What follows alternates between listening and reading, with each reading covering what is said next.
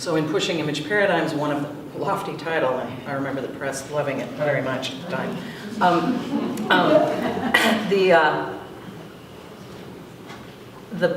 The formal rupture of a photographic image, you know, Dean Lay was weaving. It was, you know, from traditional Vietnamese grass mat weaving that he was weaving these, you know, images together. There was a violation of it, and there was an artist named Cunier who did this kitten papers, and these were, you know, photographic paper, and she would leave the kittens near the litter box at night, and then she'd go in the middle of the night and expose the floor, and wherever they were walking turned into it. So there was something about a physical disruption to a photographic print that almost had a sculptural or conceptual underpinning.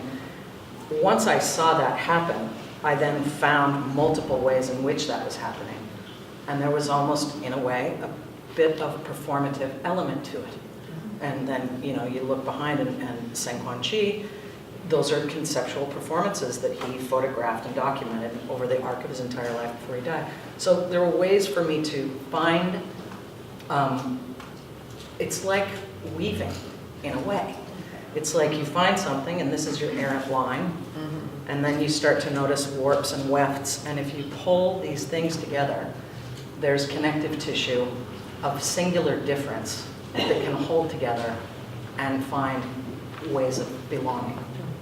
And when I'm working with artists on a specific project, increasingly over time, it's a commission, usually around an idea that you know in that artist nothing else will happen until that thing happens. So there's an urgency to it because it's pulled them in a direction that now usually needs someone beyond themselves to help manifest, right? So you're standing and saying, I will place my shoulders next to your shoulders.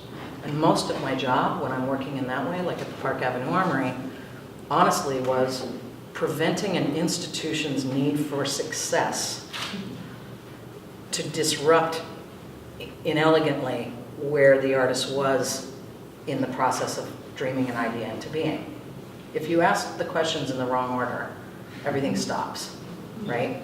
An artist, if you ask, so if something's a doodle on a napkin and it's sort of amorphous and it has its integrity or it has its different points, but it hasn't yet been fully engineered, and an institution to protect itself is like, I want a full-scale model budgeted in advance of any commission or contract going on. So my job often is to hold those institutional questions and know when, in what sequence, to help an artist process, address them, without feeling that if they don't answer those first, nothing else will come forward. And so it's a different way of saying yes. I learned from you.